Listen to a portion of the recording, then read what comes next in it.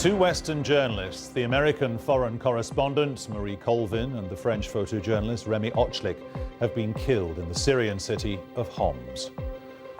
I'm Peter Dobby, you're watching The Hub. Activists say they were killed when the house they were in was shelled by Syrian government. Now, since the conflict in Syria began in March of last year, it has been difficult to obtain eyewitness accounts of what's been going on there.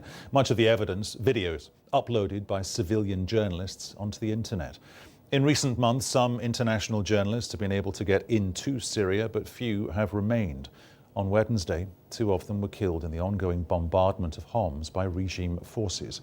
One was the Sunday Times journalist Marie Colvin, who spoke to me this time yesterday on The Hub. The other was the French photojournalist Remy Ochlik. Activists say they were killed when a shell hit a makeshift media centre in the Baba Amma district. We've also heard that a Syrian activist, Rami al-Said, who's been a key provider of video footage from Homs, was killed yesterday. Fergal Keane now reports for The Hub. This was the bombardment, relentless and indiscriminate, which killed Marie Colvin and a French colleague, Remy Ochlik, this morning. They were staying here in Baba Amr when the shell struck. This footage of the building was shot just afterwards. An activist described what happened. Two journalists have been killed by the heavy shelling, this randomly shelling from the Syrian army. We are speaking about today 18 days under heavy shelling. Those was with our activists. They are moving with them. Marie Colvin was the only British newspaper reporter in Baba Amr. Remy Ochlik, who died beside her, was another experienced war journalist. Interviewed by the BBC yesterday, Marie Colvin told of the horror she'd witnessed. It's absolutely sickening. I mean, just today, shelling started at 6:30 in the morning. I counted 14 shells hitting this civilian area, Bab al-Amr, within 30 seconds. There's a small clinic. You can't even really call it a clinic. It's an apartment that has been turned into a clinic. I mean, you have plasma bags hanging from coat hangers. There was just a constant stream of civilians. I watched a little baby die today. Absolutely horrific. A veteran of 3 decades of war reporting, Marie Colvin lost the sight in her left eye from a shrapnel wound in an earlier conflict. In the House of Commons, the Prime Minister paid this tribute. Members of the House will also have seen the reports that the talented and respected foreign correspondent of the Sunday Times, Marie Colvin, has been killed from the bombing in Syria. This is a desperately sad reminder of the risks that journalists take to inform the world of what is happening and the dreadful events in Syria, and our thoughts should be with her family and with her friends. Two other wounded journalists, including the British photographer Paul Conroy of the Sunday Times, were taken to a field hospital.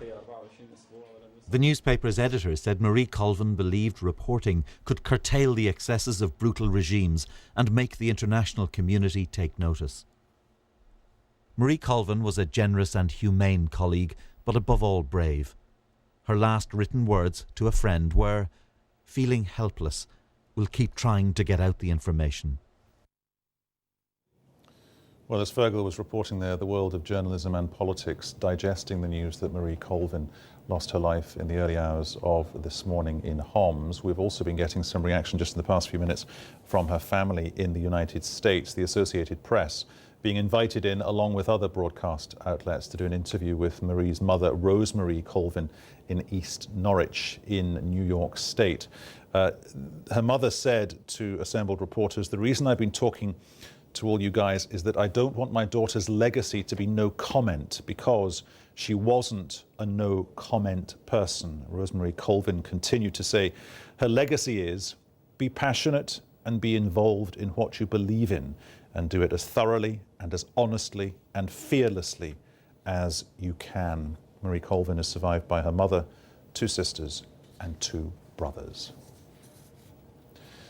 In addition to the 2 killed, activists in Homs say 4 other foreign journalists were wounded. One was the British photographer Paul Conroy. Speaking to the BBC, his wife described her reaction on hearing the news. It's just, your world just comes tumbling around you, and it is just indescribable, really. just the thoughts. I mean, I've imagined the scenario so many times over the last 10, 12 years that, and suddenly it's becoming a reality, and it's an impossible thing to describe, to be honest, yeah.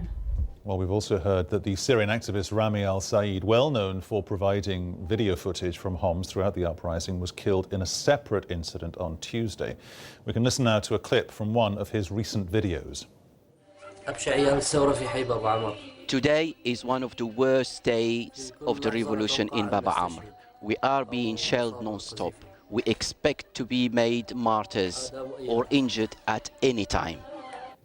Joining us now live in the hub from our studio in Paris is Marion Martins, assignment editor for the French magazine Paris Match, one of the journals which Rémi Ochlik worked for as a freelance journalist. Welcome to the hub. How will you remember this person? Well, Rémi was very young. He was 28, but he was a very, very calm, low-profile, level-headed person. He didn't love war.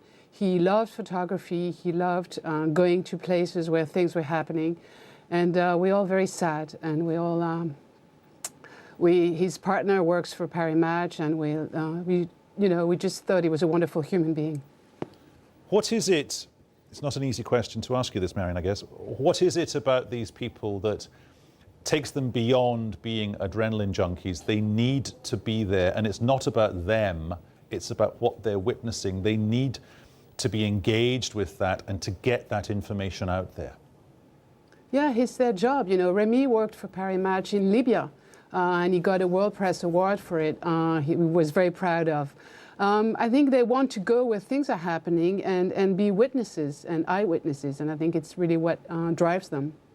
Okay, I mean, just looking at the wire service now, the UN humanitarian chief, Valerie Amos, heads to Syria soon, we understand, to negotiate access for aid workers. I'm not saying that is linked to the events in Homs, but when people like Rémi, when people like Marie Colvin pay this price, it does shine a light in a way on a conflict, and it takes us back to it, and it makes us engage with it in a way that perhaps it didn't before.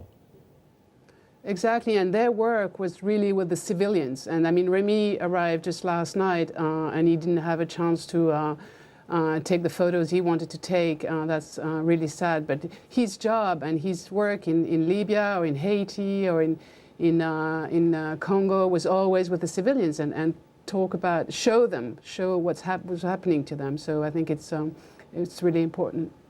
Marion, 6-7 hours ago, our time, Central European time, we journalists were digesting the news, and there was chatter out there saying that the building that they were in was deliberately targeted by the Syrian regime. That is, of course, unconfirmed.